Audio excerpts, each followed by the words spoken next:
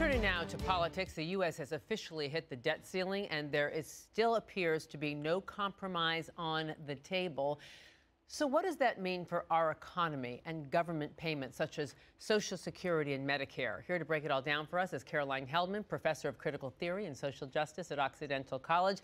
It is Thursday, and that means it's Caroline time. Good morning, Caroline. Thanks for joining us. Good morning, Giselle. Great to see you.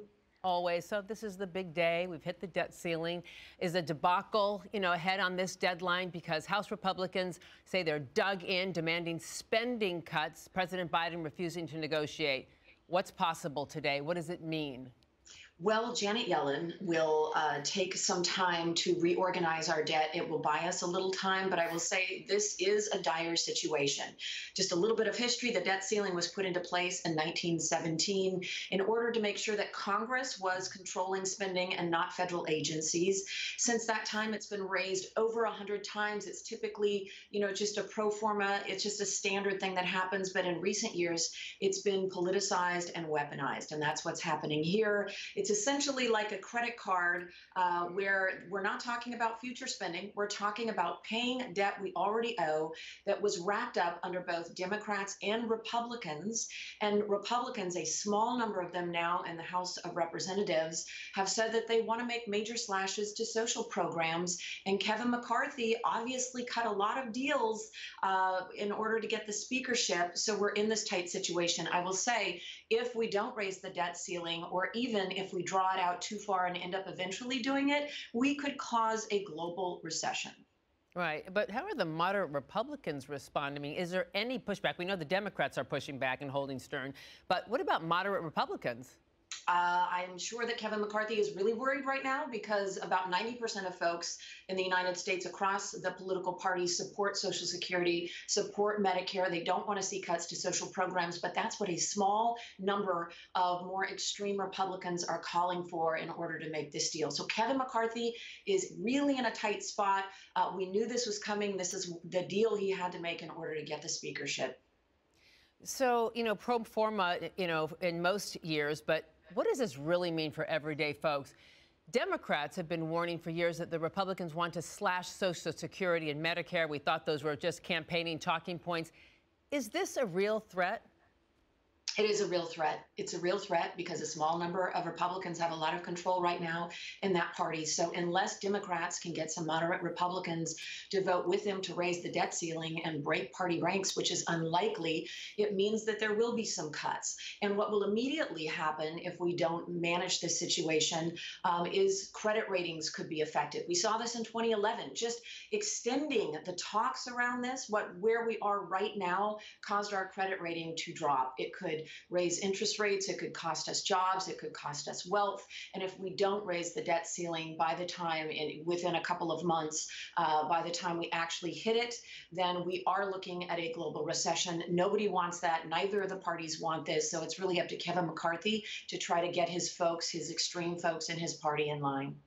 And speaking of his extreme folks, moderates and Democrats bristling at some of the appointments on key committees some of them have gotten. For instance, Marjorie Taylor Greene, she gets a seat on the House Homeland Security Committee, even though she famously said if she had led that insurrection, they would have been armed and would have been successful.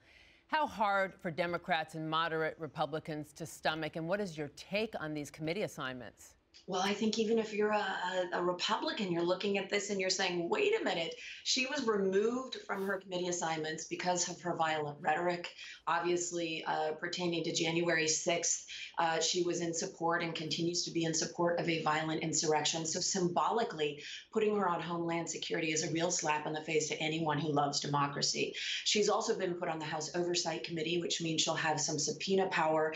I will say, though, the fact that she has been put on the House Oversight Committee with Matt Gaetz and with Lauren Boebert, who are all universally seen as pretty extreme, means that the House Oversight investigations will be seen as more extreme, which is what they will be, rather than legitimate investigations. Mm-hmm. So let's go to yet another, crisis at the Capitol. Despite growing calls for his resignation, multiple campaign fraud investigations, New York Congressman George Santos gets 2 committee assignments as well. The public approval rating for Congress is at an all-time low.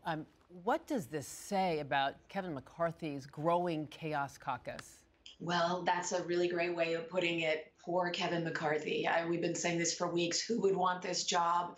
It is obvious that he is putting, Marjorie Taylor Greene and other extremists on major committee assignments because that's the deal he cut to get the speakership. It is obvious that he has not asked George Santos to leave his seat, despite lying about his heritage and his work history and his degrees and possibly taking money from a sick dog in a GoFundMe. That's the latest revelation, because he needed his vote and Republicans need that seat.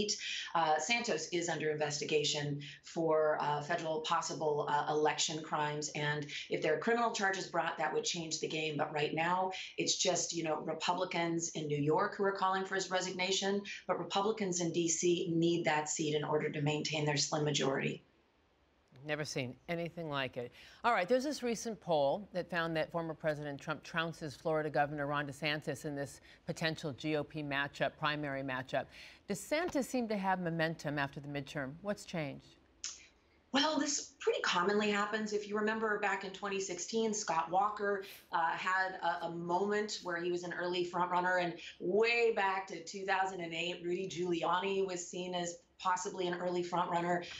It's a pretty common occurrence. I will say DeSantis isn't out of the race, but I still think that Trump is the most likely matchup going into 2024. He's obviously already announced. I think voters also have a really short memory.